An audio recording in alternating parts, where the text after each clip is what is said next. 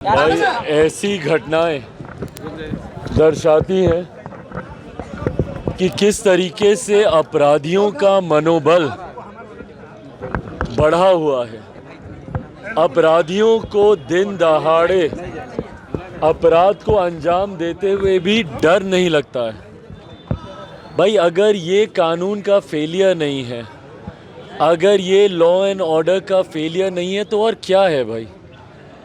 एक बुजुर्ग दंपति जो बुद्धिजीवी वर्ग से आते हैं, जो सक्षम परिवार से आते हैं, उनकी दिन दहाड़े गला रेत कर हत्या कर दी जाती है और लगभग अगले 28-30 घंटे तक इसकी जानकारी भी किसी को नहीं लगती।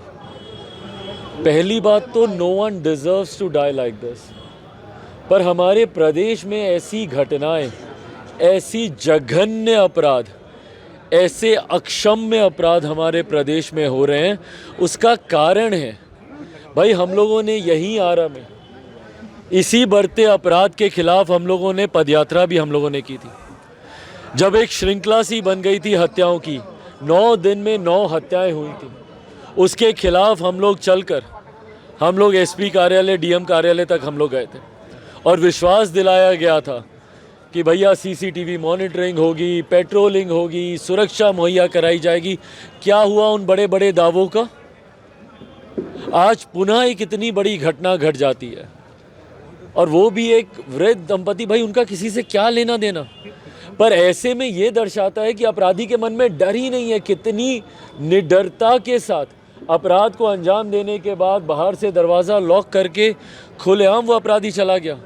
आज मेरी एसपी साहब से बात हुई और वो बोल रहे हैं कि भैया हम लोग तो ब्लाइंड में हम लोग तीर मार रहे हैं, देख रहे हैं क्या होगा नहीं होगा। पहली बात तो ऐसी घटना हो कैसे गई भैया? ये तो सेकेंडरी है ना कि आप ब्लाइंड खेल रहे हैं, आपको पता नहीं है क्या हुआ नहीं हुआ, आप तार जोड़ने का प्रयास कर रहे हैं, पर ऐसी घटनाएं होती क्यों हैं और क्यों डर नहीं बैठ रहा अपराधियों के मन में? भाई आज ये घटना घटी, कल को कोई और घटना घटेगी। मधुबनी की घटना कोई भूल सकता है भैया? अभी हफ्ता नहीं हुआ उस घटना को। एक बच्चे से विवाद को लेकर लोगों में इतना वो कि सीधा जाकर माँ और बाप दोनों को गोली मार दी कनपट्टी पर रखकर, सिर्फ बच्चे के एक विवाद को लेकर। तो ये अपराधियों का जो मनोबल इतना बढ़ता जा रहा है वो सिर्फ इस वजह से बढ़ता जा रहा है क्योंकि कानून का डर अब बचा नहीं है। और उदाहरण है भैया, कितने लोग गिरफ्तार हो गए पिछली 9 हत्याओं में भी? मुझे बताइए ना, जो एक के बाद जो घटनाएं घट रही थी, कितने लोग गिरफ्तार हुए? सर प्रशासन मीडिया पर ही सवाल खड़ा कर रहा है कि आप लोग अनुसंधान को प्रभावित कर रहे हैं। भाई क्या प्रभावित कर रहे हैं?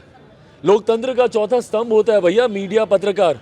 और हकीकत है अगर आप लोग आवाज़ नहीं बनेंगे तो इन लोगों को फर्क भी नहीं पड़ेगा, प्रशासन को फर्क तक नहीं पड़ेगा। प्रशासन को उन्हीं बात का फर्क पड़ता है जो आप लोग सुर्खियाँ बना देते हैं, उसी से ये लोग डरते हैं, घबराते हैं। नहीं तो बिहार में तो आए दिन हत्याएं हो रही हैं भैया, आए दिन हो रही हैं।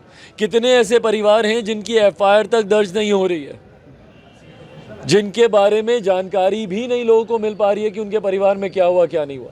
क्या माना जाए नीतीश जी से सत्ता चल नहीं रही है? भाई नहीं चल, मुख्यमंत्री को फर्क पड़ता है। मुख्यमंत्री किस चीज़ में व्यस्त है भैया? अपनी कुर्सी बचाने में।